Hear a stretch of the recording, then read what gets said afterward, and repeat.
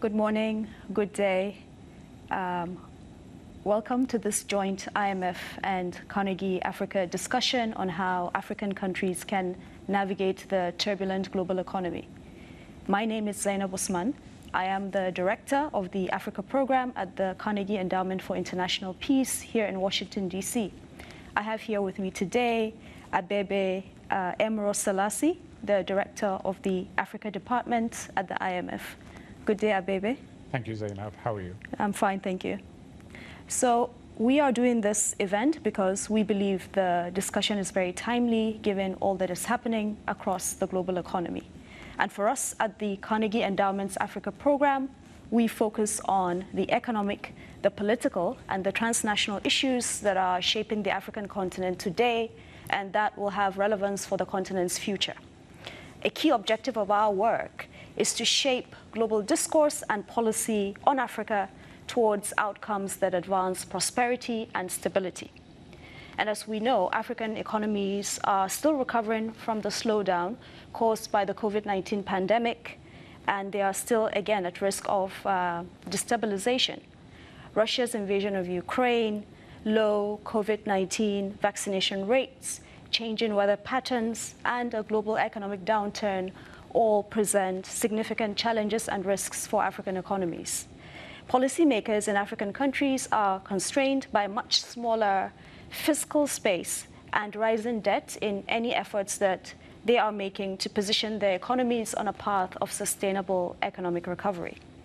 What is the short and medium-term outlook for African countries? What kinds of policies should they prioritize? Some African countries are actually and interestingly experiencing a strong economic rebound. And in that case, then, what lessons can be learned from their experience? And then also another question is what financial resources and tools are available in the international community to support Africa's economic recovery?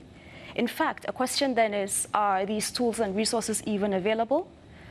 And how do calls for reforming the Bretton Woods system, but also the global financial institutions impact the path forward? So these are some of the issues that we hope to cover today in the next 55 minutes or so. And also, very interestingly, we have a panel of analysts and journalists who will join us in the latter half of this discussion.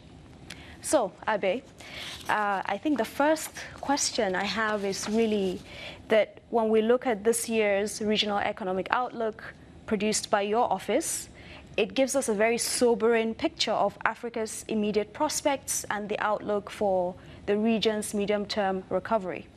Growth projections for 2022 are estimated at around 3.8%, which represent a slow momentum of what we saw in 2021, in which the region had a growth rate of around 4.5%.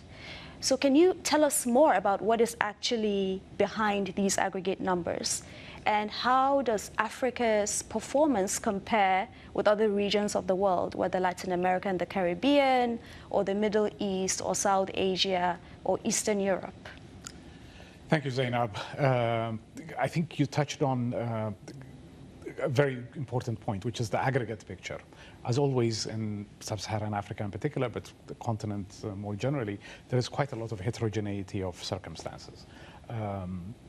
But what we see really is that last year, towards the latter half of last year, we saw economies finally coming out of the pandemic caused slowdown.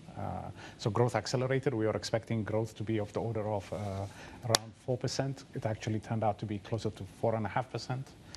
So there was a nice momentum, and it looked like going into this year, we would see a stronger recovery than we'd been expecting. In the event, what happened is that, with Russia's invasion of Ukraine, what we've seen is huge turmoil in global commodity markets in particular, financial markets as well, and a rise in uncertainty. And all of these, we fear, are going to slow growth down to around the 3.8% mark that you noted. Why is that happening? What are the channels through which this is happening? First and foremost, higher food and fuel prices for most of the commodity importing countries will mean basically more foreign exchange outflows, more pressure on fiscal accounts, and those will both lower directly standards of living, but will also act as a drag on economic activity. Second, the rise of input costs, like fertilizer, for example, is almost certainly going to have a bearing on production going forward. And all of this is happening because both Russia and Ukraine were very important contributors to global the supply of food, fuel to some degree also, food, specifically wheat, and fertilizer also. So all of that is going to have quite significant effects. And then another channel in which countries are going to be impacted, particularly those countries that access global financial markets to address their financing needs, is going to be the financial market turmoil. We've seen the borrowing costs for our countries going up. We've seen more of a risk-off environment. Basically, capital flows to our countries are under quite a bit of pressure, and that's going to add to pressures on exchange rates, exacerbating basically the difficult financing conditions our countries make. All of this, I think, is going to combine to lower growth. Now, I have to say that there will be some countries that will benefit from higher commodity prices, specifically oil exporting countries, the likes of Nigeria, Angola, Chad will benefit some, and they ought to see higher tax revenues and higher export receipts in the course of the year. But in sub-Saharan Africa in particular, there's only 8 countries that are net fuel exporters. The other 37 odd countries are fuel importers. So even this net positive effect is going to be limited, and within even those countries, the transfer mechanism of resources from the budget to the households that will be impacted by higher food prices are not just there. So even in those countries, we're going to see quite a bit of dislocation, particularly of the urban poor. So overall, a difficult year for sub-Saharan Africa looks in prospect. Yeah, so you explained, in a sense, the causal mechanisms and also how certain countries could benefit from this situation, net fuel exporters in particular, the oil-producing countries. What is also interesting is reading the report, but also looking at data coming out from some of these countries themselves. It seems like some countries, even those that are not oil-producing countries, seem to be on a better economic footing than others. So the case of Kenya comes to mind in particular. Just a couple of days ago, the equivalent of the statistical agency in the country released its growth figures, and it turns out that in 2021, Kenya grew by around 7.5%.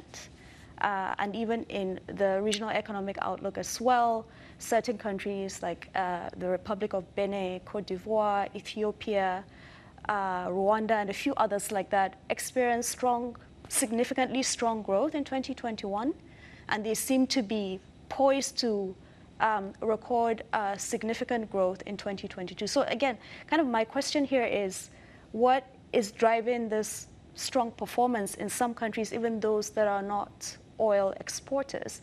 And is this going to continue into the rest of 2022 and 2023? Very good question. So 2021 in some respects was a special year for most countries around the world. 2020, as you know, we saw quite a bit of depressed economic activity, of course, reflecting the effects of the pandemic, economic activity having been shut down to keep the spread of the virus as low as possible. So 2021, we needed to see a recovery, and we saw that. But even then, I think one of the disappointing things about the effects of the pandemic has, of course, been that sub-Saharan African countries are going to be one of the regions that's going to not go anywhere near towards recovering to the pre-crisis trend path for GDP. So there is an issue there.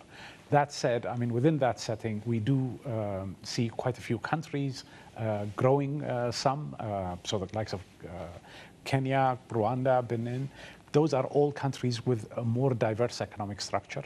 And that diversity we've found even in the period before the pandemic, the Africa Rising period, has been a source of robustness, a source of resilience, not having to rely on a certain sector. So that is an important factor that explains countries' resilience. A couple of points I want to make. I mean, so I think also when we're looking at the effect of shocks like the current one to food and fuel prices, it's really important to distinguish between the effects on growth per se versus the effects on other macroeconomic outcomes like the fiscal account or the balance of payments. So you can still have a situation where growth is healthy, growth is at a decent clip, but you still have very difficult macroeconomic fiscal outcomes, balance of payments pressures, and above all, kind of within that setting, quite a lot of inequality or quite a lot of people being displaced. And I think that is what is in prospect for many of our countries this year. So that's actually a nice segue into my next question. Let's focus a bit on these exogenous shocks. And we know that in the past couple of years, African countries have felt the impacts of these shocks. It was the US-China trade war starting from 2018, which is kind of still going on. Then the COVID-19 pandemic, which happened in 2020 and 2021, and we're still in the pandemic, by the way. And then the region's recovery is also being impacted, obviously, by the big thing right now, which is the war in Ukraine. So the report discusses in detail these economic impacts, and indeed you have just explained a couple of them as well. I wonder if there might also be other indirect impacts.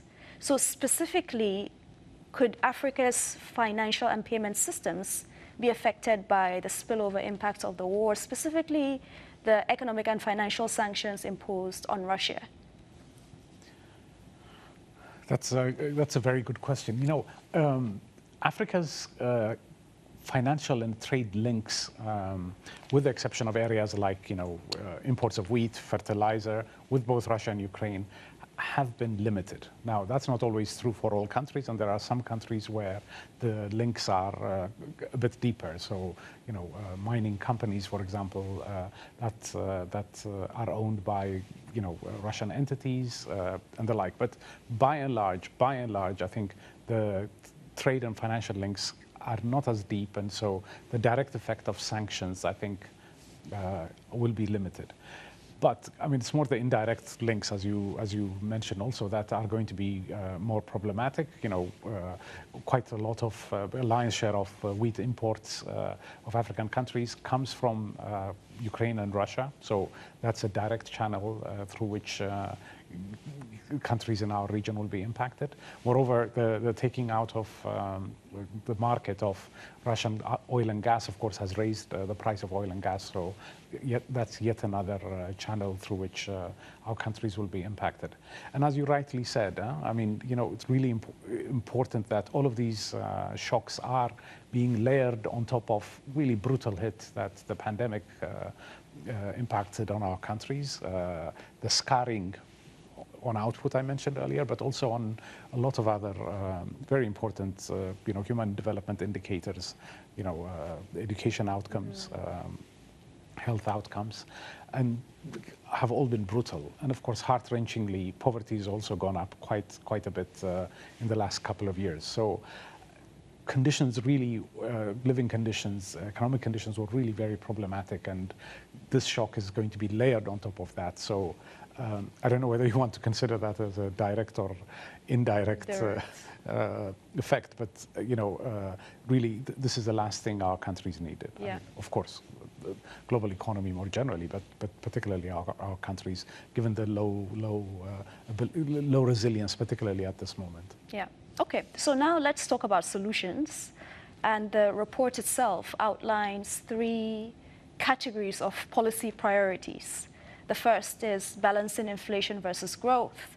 The second is addressing the impacts of the war in Ukraine without adding to debt vulnerabilities. And the third is managing exchange rate adjustment. Clearly, managing these competing priorities will not be an easy task, and each country's specific response will most likely be different. Are there trade-offs here? Take the first priority in particular, balancing inflation versus growth. One could argue that the policy focus for African countries should be to prioritize sustaining growth over inflation taming. And this is because we know Africa is comprised of low and middle income emerging economies, which are very much different from advanced and matured economies in North America, in Western Europe. So then the question is this chemotherapy of sorts to tame inflation really that necessary in African countries, given that they need to sustain growth? And when you have a growing economy, you are bound to have some inflation. So, first, I think characterizing the need in some countries to lean against inflation as chemotherapy is a bit emotive language. Huh? I mean, so maybe to step back and look at the history of inflation in our region. Huh? I think, 80s, 90s were, of course, a period where inflation was very rampant in, many of our countries and in the region overall. That was also a period when we saw growth being very, very weak, very anemic. Huh? I don't think it's a coincidence that as inflation declined, as macroeconomic policy conduct improved, and then, starting in the mid to late 90s onwards, I don't think it's a coincidence that we also saw growth increasing. Okay, so I think first that trade-off, that high inflation will facilitate growth, is not one that has been empirically observed in our region. If anything, I think if you talk to policymakers that were actively working in that period, they will say that they see the current juncture. One of the big challenges the region faces is forgetting just how bad the period of high inflation was for our countries. Second, and more directly, though, inflation hurts the poor the most. Inflation erodes the value of, the shilling, the naira, the kwacha in people's pockets. Huh? So most most households with higher incomes have a way to mitigate that, either by earning interest or other ways to mitigate that. It's the unbanked, the poor that use cash day to day that suffer the most from inflation. Huh? I mean, a country with 20% inflation, of course, at the end of the year, you've lost 20% of the purchasing value of your goods, right? Mm-hmm. So it hurts the poor the most. So we shouldn't see inflation as a good thing and one that facilitates growth either. It really, really will impact people directly and affect living standards. Now, all this said, I mean, you do have a valid point that you're making. First, that there are no easy solutions. This is really all about trade-offs. Second, the inflation threat varies from country to country. Third, these are ultimately also deeply domestic and deeply country-specific, context-specific decisions that have to be made by policymakers. What in conversations and discussions that we have with country authorities, what we say is where inflation is threatening to run away, not just where it's high, but really threatening to accelerate, then leaning against that is going to be important, or finding out kind of how you can keep inflation under control and bringing it down, ideally without, of course, affecting growth, will be important. So you have to look at the whole panoply of tools that are available to you and try and think through those trade-offs. Now, shifting to just the overall policy-making environment. Again, the whole economic policy-making arena really is one of about trade-offs, right? So it is, again, thinking about the pros and cons of going in one direction versus the other, and ultimately it's for the policymakers to decide what's appropriate for their specific economy. Mm-hmm. Yeah.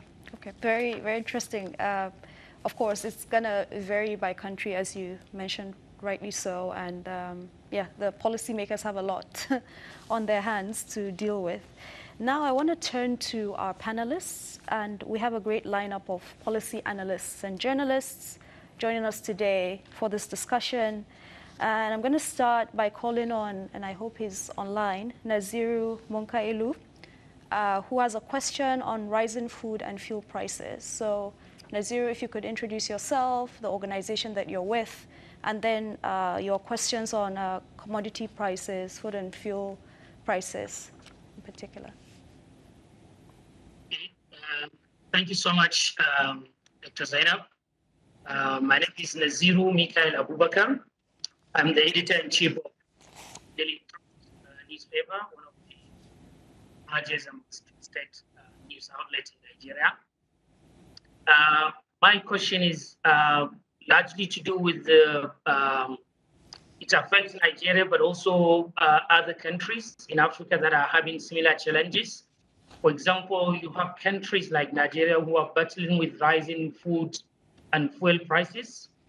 How can they turn the tide and arrest the situation, especially considering that the general inflation, especially in Nigeria, and insecurity are still on the rise? How do you battle the two things? Because, for example, insecurity, a lot of farmers in Nigeria are not able to farm. And then even as we are approaching the new farming season, the situation remains the same. And then you have the rising food prices and also the fuel prices largely caused by the situation in Ukraine. Thank you. Naziru, thank you so much for that question. And a really, really difficult question. And I would argue kind of this is probably the first order challenge facing the vast majority of policymakers, vast majority of our countries, you know, our legislators, our leaders. You know, first, I think I would distinguish a bit between food and fuel prices. I think, of course, you know, governments have to make sure that, you know, everybody's fed, that, you know, so, and given that, you know, we have already significant food security issues, this is, of course, a very, very important priority and a very important focus for policy intervention. Here, I think, you know, really the right way, the ideal way, I should say, no right way really, but, you know, the ideal way to approach this would be to try and make sure that, of course, you know, food insecurity is abolished as much as possible. In some cases, that will require subsidies. In some cases, you know, for a period of time. At least for the period when food prices are elevated, I think leaning forward and doing whatever governments can to make sure that food security doesn't get exacerbated will be very important. I think it's also important to make sure that such interventions are time limited, of course, you know, that there is a way out, either by promoting agricultural production or making sure that people have incomes from other means to be able to secure food. But at least, you know, leaning forward and addressing the food security right now, I think is important. And there's a big role for the international community to play here also. With respect to fuel prices, again, you know, this is something that's going to impact people quite a bit. But the issue about fuel subsidies, which tend to be prevalent in our region, is that they tend to be highly, highly regressive. By regressive, I mean that the benefits of these subsidies tend to accrue to richer households a lot more than to poorer households. So when governments subsidize fuel, cut taxes, excise taxes on fuel for an extended period of time, what tends to happen is that the you know, lion's share of the benefit will accrue to richer households. And I'm not sure kind of that's the kind of policy decisions, that's the kind of policy approach that needs to be followed. So I think, you know, in fuel prices, we see more of a case for passing through the higher international oil prices to domestic markets. Where possible, of course, targeting and providing social protection for most vulnerable households, the lowest income households. But again, we absolutely recognize that these are always deeply domestic and deeply political issues. But just making sure that they do not lead to, macroeconomic instability, debt issues is also another consideration that governments have to weigh in as they, it's a tax and spending decision. So, it has to be seen in that broader context. We are absolutely cognizant of the difficult security conditions already in many parts of the Sahel in particular, in spots in Nigeria as well. The social pressures, as I noted earlier, that have arisen on account of, the effects of the pandemic, which is why, again, we're, trying to highlight what a difficult moment this is for Africa, that both our policymakers need to take brave actions, but also the international community needs to come in and support our countries. Great. Speaking of the Sahel, I want to call on Nonso Obikili, who has a question on food prices and food security in the Sahel. Nonso, are you online? Yes, I'm online. Thank you, Abebe, for the great presentation. I read the report, and it's really good. My question. Sorry, can you introduce yourself? Oh, sorry about that. Yeah. My name is Nonso Obikili. I'm an economist with the UN Resident Coordinator's Office in Abuja. Mm-hmm. Happy to be here. So my question kind of follows on to what has already been discussed, in the sense that, food insecurity is a big challenge already in the Sahel. In some countries like Nigeria, food inflation that's already close to 20%. And not just in this instance, but it has been about that range for the past couple of years. But a lot of the interventions tend to be focused on finance. Social protection is largely a finance-driven activity. Well, I guess my question is, how important is the supply side of the story? Getting food from countries that have, well, not excess, but have more supply to countries that don't. We're already seeing a lot of high-profile instances of countries restricting food exports, which of course will have spillover effects on countries in Sahel, for example, who actually need the food to be there. I guess to simplify, what is the risk that we make the problem worse by focusing only on financial interventions without actually trying to get food into places that need them? The classic definition of inflation is more money chasing the same amount of stuff. Absolutely. So how important is the need for that, coherent action to get food to places that are at risk? Over. Thank you, Nonso. That's really a very good question, and I could not agree more that the supply side needs more attention, more than ever, at the current juncture. And there are plans. I mean, the FDB has this great plan, I think, that they've put on the table about how even in the, we don't have to wait 5, 6, 8 years, even in the next year and a half, how supply could be boosted in the region. There are many other considerations, many other plans that I've seen also exactly along those lines. So paying attention to this is really, really very important. I mean, I have to say, one of the big challenges in our region, of course, is that, moments like this, when we see the surge in prices, agriculture prices, a lot of attention is given to this issue. And as soon as that pressure wanes, unfortunately, attention also shifts away from this really important area. So focusing on the supply side is absolutely important.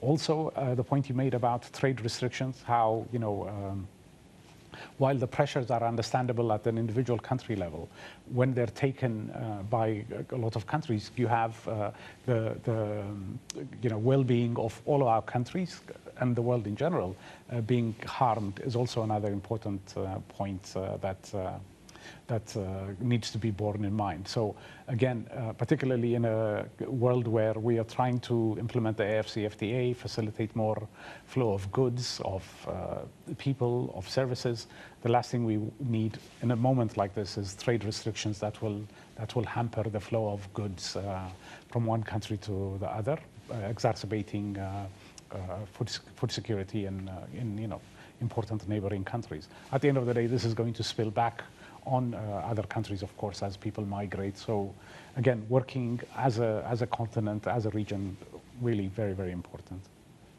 So now we're going to pivot slightly, and I'm going to call on Mati Conte, who has 2 questions on addressing inflation and also on exchange rate management, particularly in the CEFA zone. Is Mati with us? Yes. Yeah. Can you hear me? So I am Mati Conte. I am research economics at United Nations University in the Netherlands and research scholar at Columbia University in New York. So Zainab and Abe, thank you very much for the insightful discussion. And I would also like to congratulate the IMF team for such a well-structured and very informative report. So coming from Senegal, any issues related to exchange rate regime is very important to me because the CFA discussion has been going on and on. So in past crises always raise the question of what type of exchange rate regime developing countries should adopt. There were times where the bipolar view was very popular and also very challenged. And yesterday also I came across a new IMF working paper that showed that that it is more difficult for countries with pegged exchange rate regimes to mitigate the negative impact of climate change on economic growth. So in this current crisis, we know that CFA zone countries with a hard peg exchange rate regime have very limited monetary policy space. So Abe, I would like to know how likely will CFA zone countries lag behind other countries in the region in terms of fast economic recovery and debt sustainability? And what are lessons or warnings from this crisis that you think CFA zone central banks should take into consideration when designing the new currency ECO? So Thank you. yeah, so I don't know for the next question if I should wait for this. Yeah, wait on for the next question. Okay. Yeah. Thank you, Mati. Exchange rate regime choice is one of those issues that has been, I think, most studied by economists around the world. And I would say I'm not sure there is a conclusive result as to which regime works best for countries. I think you see this debate in various guises happening in Europe and many other developing parts of the world.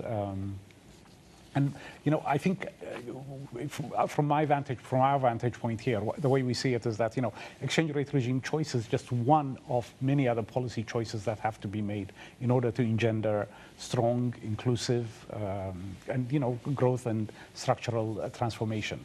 There are periods where regime choice can influence the type of policies that you have to make. So in a context of a very high, negative terms of trade shock like the current one, if you have a fixed exchange rate, of course, the exchange rate cannot move and will not be able to insulate the real economy.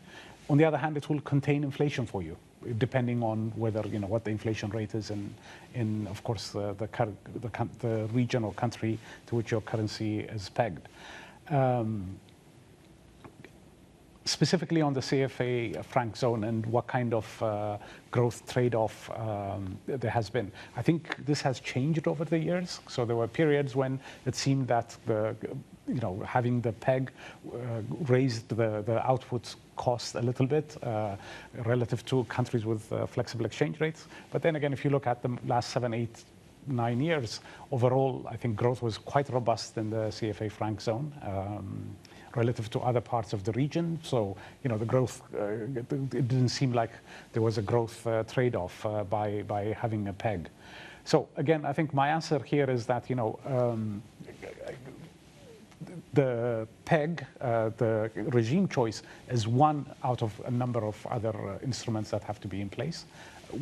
That by itself, will have a bearing, but not the predominant bearing on growth outcome or an inflation outcome in a country. So, I think we too often, I think we look at the regime as the be-all and end-all when it comes to discussion in the WAEMU and somewhat also in CEMAC. Yeah. Mati, you have a second question. So let me, follow up with questions about this trade-off, which is related to debt sustainability, right? So the debt to GDP ratio, which is an indicator of debt sustainability, depend on how fast the borrowing interest rate increase to a borrowing country's GDP growth. So currently, interest rate is increasing, right? And unfortunately, in Africa, growth has been declined and it's remaining low. And yet, there are trade-offs between reducing inflation at the expense of output growth. So I know that, okay, there is such a heterogeneity, as Abe, you has keep insisting on it across countries.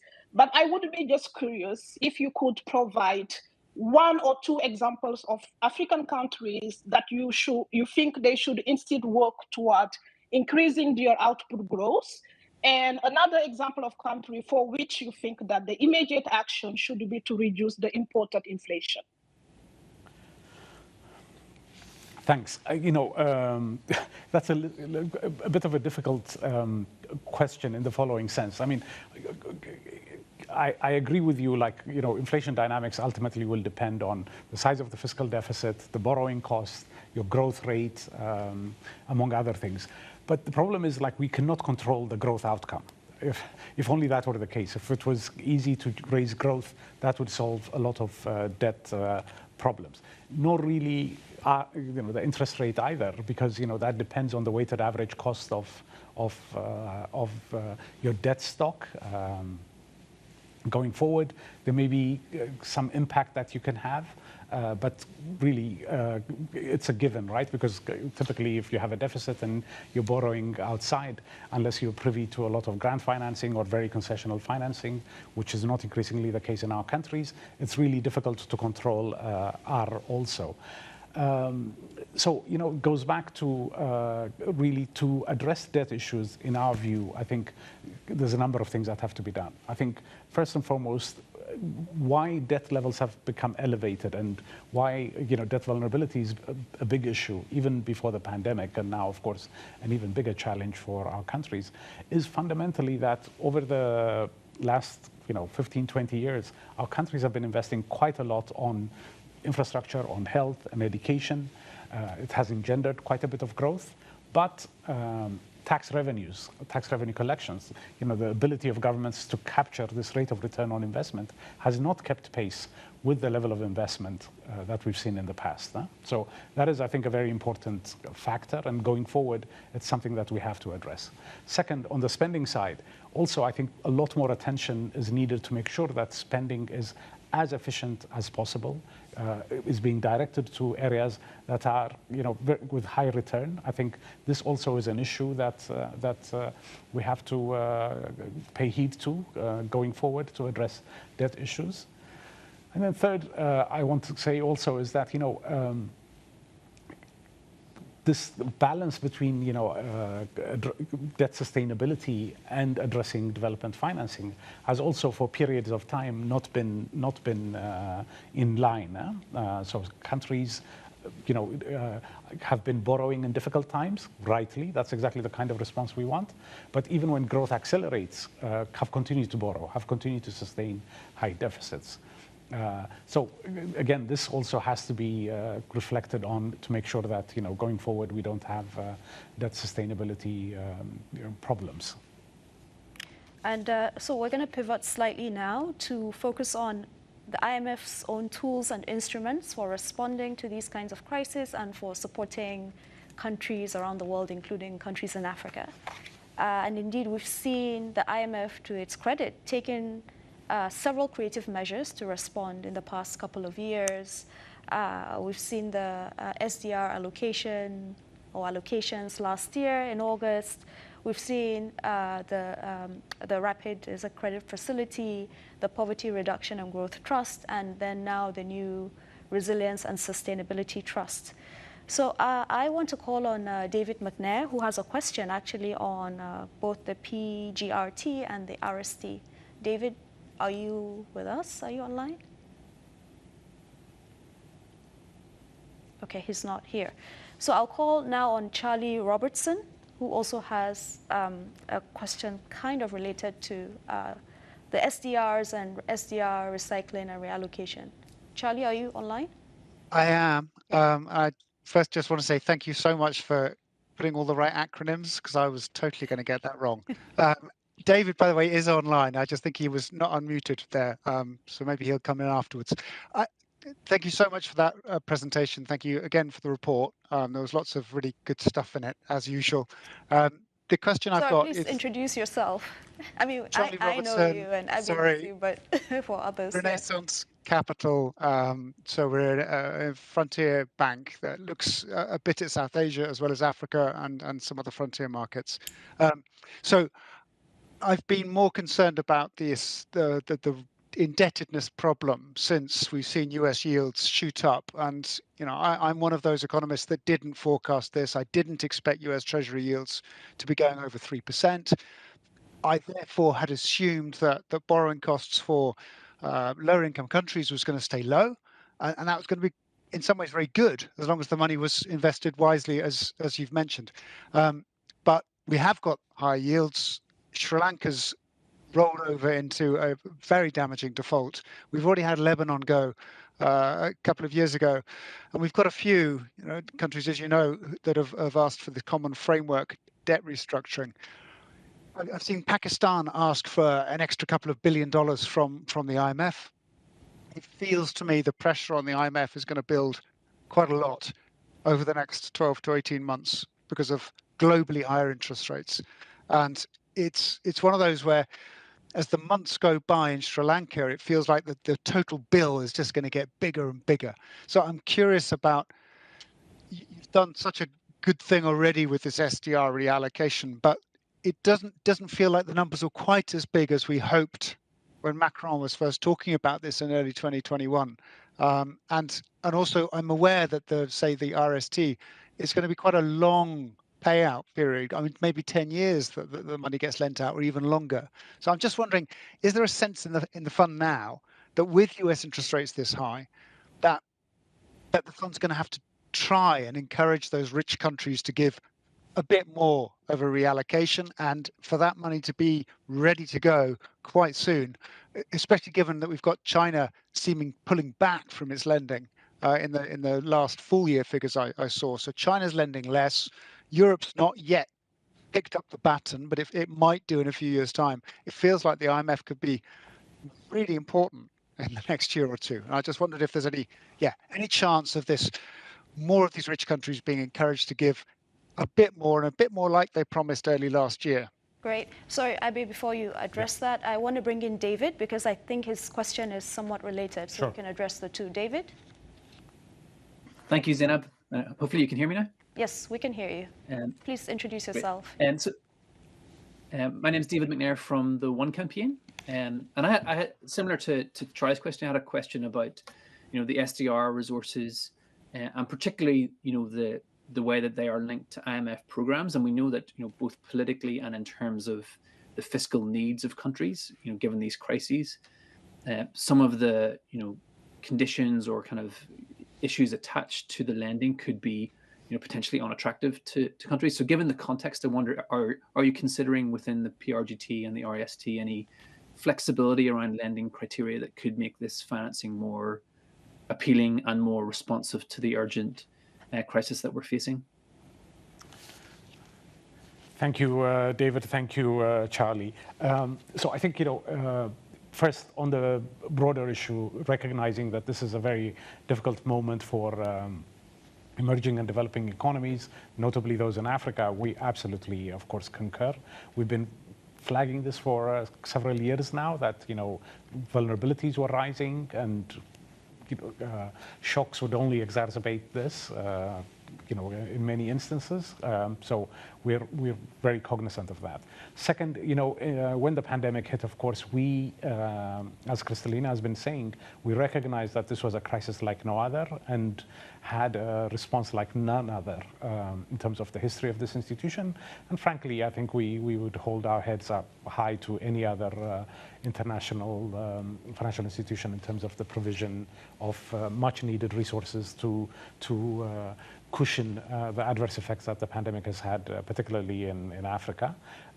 Just since March 2020, just in the 45 odd sub-Saharan African countries, we've provided financing to the tune of around $50 billion dollars. So again, a response like no other. Importantly, we've not rested on our laurels and are doing what we can to make sure that we have the resources to help countries through both the more medium-term challenges that they face in terms of addressing things like climate change, preparedness for other pandemics that are bound to happen down the road, the digitalization agenda, many other medium-term transformation issues, but also sufficient resources to deal with helping countries recover to higher growth and make progress towards the SDGs. So here, I mean, we have basically two facilities. First, on kind of the latter, helping countries address macroeconomic imbalances, financing needs that they face in the near to medium term. We have quite a lot of PRGT resources already. We're getting more we will be getting more resources reallocated towards the PRGT also in the coming weeks and months, and that should give us sufficient ammunition to help support countries. Second, the RST is really one of the most exciting things that has happened in many years in our institution. First and foremost, the innovation was creating a completely new facility which would be financed by reallocating SDRs from countries that don't need it as much to countries that will need it. Second, I think, is the fact that we will be helping use these resources to support countries doing really important transformations that need to happen. Things that tend to get left by the wayside as countries address the urgent and the important takes a bit of a backseat. And importantly, also the terms of financing. Again, the art of making resources available within SDRs from richer countries to countries that really need it is that these resources have to be considered, continue to be treated as reserves of central banks, because they're the ones that are making it available. And one of the conditions that they need for us to be able to facilitate this reallocation at the incredibly concessional levels that we are able to do this is that they have assurance that these resources will eventually be repaid to the facilities, and they usually associate that with a fund program. But of course, the fact that the terms are of longer-term duration, particularly for the RST, does mean that this will create a lot of fiscal space. The alternative to this kind of financing would be countries going out and borrowing at much more expensive rates, market rates, if they can, as Charlie was touching on, with rates going up, with spreads widening, the pressure and even that financing is not an alternative.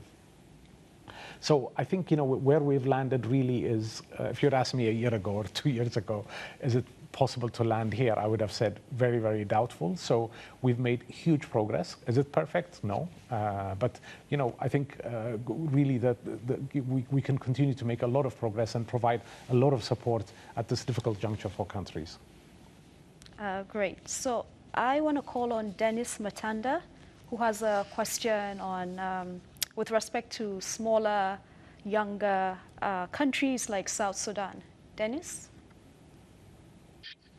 I had prepared to premise my question on innovative solutions, but I'd like to step away. Basically, Mr. Selassie, after reading your blog. Dennis, please introduce yourself. Oh, okay. So I was coming to that. So My name is Dr. Dennis Matanda, and I run a firm called Morgenthau Sterling. Morgenthau Sterling has been trying to provide innovative capital-based or foreign direct investment-based solutions to every one of the 55 sub-Saharan Africa, or 55 African countries.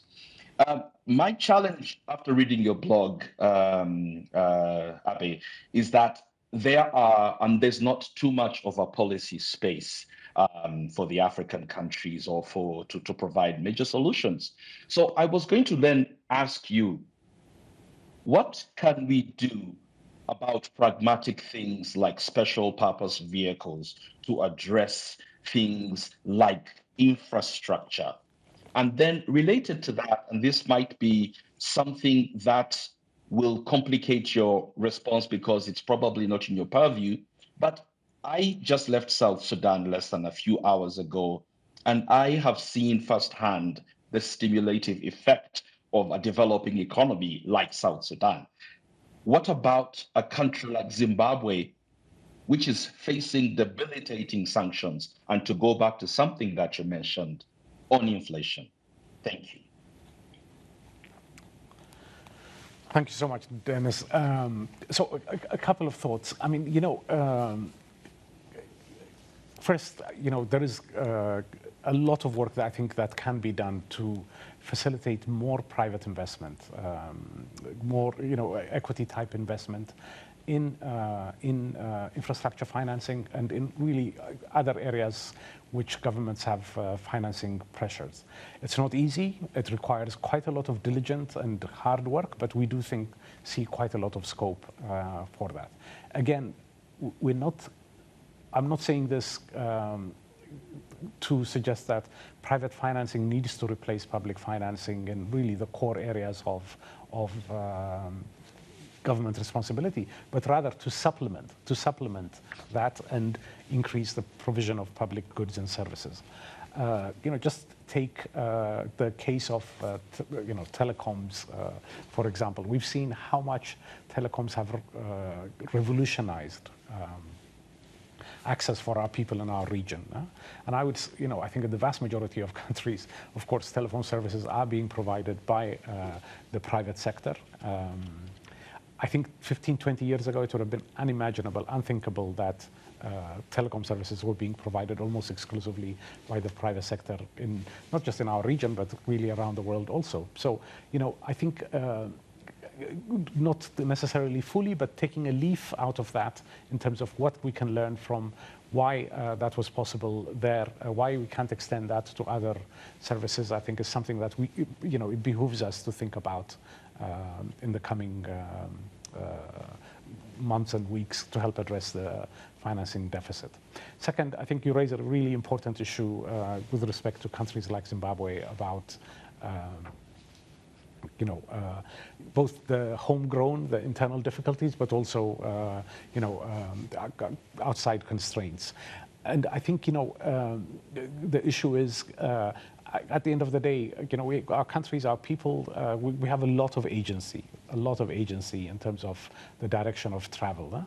I always worry a little bit that we look towards the outside world as having the solutions, and I think my limited knowledge experiences that what ultimately will determine the growth trajectory of our countries is basically what our governments do, what our people do, what our private sector, civil society does. And I think strengthening that social contract, I think, is as important as working on alleviating the external constraints to motor growth in our countries. Great. So we have just about 6 minutes to go, and we have one final question, and then I'll also add my own concluding question to that. And I want to call on Yabi to ask a question on central bank digital currencies. Yes, thank you, Zainab, and thank you very much for the opportunity. I'm Yabi, non-resident scholar at the Africa program at Carnegie, and also a founder of WATI, West Africa Citizen Think Tank. Very good to reconnect with you, Mr. Abebe Selassie. Just a question about the central bank digital currencies. There is an interesting box in the report about that, and the specific example of Nigeria, which launched the e-Naira. Actually, it is two questions related to that. One is about inflation. Is there a relationship? Is it neutral vis-a-vis inflation to have this development of digital currencies? And my second question is about financial inclusion. If it does foster financial inclusion, shouldn't the IMF actually encourage other countries on the continent to adopt the example of Nigeria and really develop this kind of currency in the countries? Thank you. Okay. Thanks, Gilles. Really very nice to see you again. Really important question. I think first on whether association with inflation. I mean, it's early days yet, but we don't think so. We don't think so. I think, it's still the amounts we're talking about in countries like Nigeria are very, very small. And second, I think it's still a case that it's not adding significantly to the loan extension and money creation that commercial banks do. So I think the inflation effect is not something that we worry about. And in terms of financial inclusion, again, I think, it should, in principle, help facilitate financial inclusion over time. The question and concern we have is that, right now, I think, like in the vast majority of our countries, financial inclusion is about getting the most vulnerable households to to have access to financial services, and those households are constrained by lack of connectivity, by not having phones of the type that you can have wallets on. So really, I think for that last mile, for that inclusion, you need a lot more penetration of telecom services before it can really be said to foster inclusion. I see much more scope, from fintech services, things like M-Pesa, which have done wonders in increasing financial inclusion. But CBDCs, central bank digital currencies, in and of themselves, I think there's still a lot we have to understand. Still a lot of thinking that needs to be done before, and a lot of application before it can address financial inclusion type issues. Great. So we're almost at the end of our time here, but I want to conclude with one question to you. We're seeing calls growing louder for reform of the global financial system, and this is coming from all around the world. We've heard it from Janet Yellen. We've heard it from the finance ministers of Ghana and Indonesia, Ken Ofori-Atta and Sri Mulyani, respectively. And for the African continent, these calls are coming amidst widespread advocacy for inclusion and a shift in mindset with respect to how the continent is perceived and addressed. So, for instance, people are increasingly questioning the use of the term sub-Saharan Africa, which creates this very interesting separation between North Africa and countries, south of the Sahara, so to speak. So is there a case to be made, and I'm putting this question to you at the very end, which is why I left it to the end, for also the IMF to start to reconsider the use of this term and how it aggregates countries in Africa? Very good question. So first, there are very, very important reasons why there's a need to rethink about the global financial architecture. Okay, first, I mean, we've seen tremendous dislocation, and in terms of what the pandemic has done to our countries. It was an exogenous shock, not something that came from the country for our countries, and it really, really has had wrenching effects. Second, in the context of the pandemic, and more broadly in recent years, there's been a lot of initiatives that have come up, where African policymakers have not always been at the table when those things were being designed. And I think legitimately they're asking policies that have a bearing on African countries should, of course, require consultation, require input from policymakers. So I think those are incredibly important things that have to be addressed to have a more just financial system. With respect to, sub-Saharan Africa classification, I mean, I think we need to distinguish between, more mechanical operational approaches to how workload is balanced versus, what economic significance and whether that has an effect. A couple of things with respect to this. I mean, when we do work in Latin America, for example, we have a breakdown of, North America, South America, or in Asia, for example, we have all kinds of economic aggregations. in sub-Saharan Africa, we do this, and the split of the continent into MENA is really more of for reflecting how departments are organized to make sure that we have a balanced workload across the world, rather than necessarily wanting to delineate sub-Saharan Africa from the rest of Africa. Second, in terms of the numbers that we produce, we are always aggregating and have numbers for various categories. So again, I think we too often too often I think in our region we focus a bit too much on form rather than substance, and I worry that sometimes this is one of those cases. I have absolutely no doubt that it is the continent that matters. It is the continent that our interest in, and in the work that we do with internally and externally, we really focus on the entire membership. And of course, when we're thinking about policies, it's a bit more actually by type of economy than it is geographic region. But it's something that is always evolving, and we think and reflect on quite a bit. Excellent. So on that note, I would like to thank you very much, Abebe, to you and your team and the rest of the IMF for co-hosting this discussion with us today, for allowing us to go in depth into the Regional Economic Outlook to discuss all of these thorny but also very important issues. And of course, I would also like to thank our panelists who joined us from all around the world, some here in the US, some in the UK, in Europe, and of course in African countries, for really engaging with the substance. And of course to those who were able to join us virtually as well, thank you for your time. And of course to the team at the Carnegie Endowment for organizing this event. Thank you very much, and have a nice day, everyone. Thank you, Zainab. Thanks for joining us today.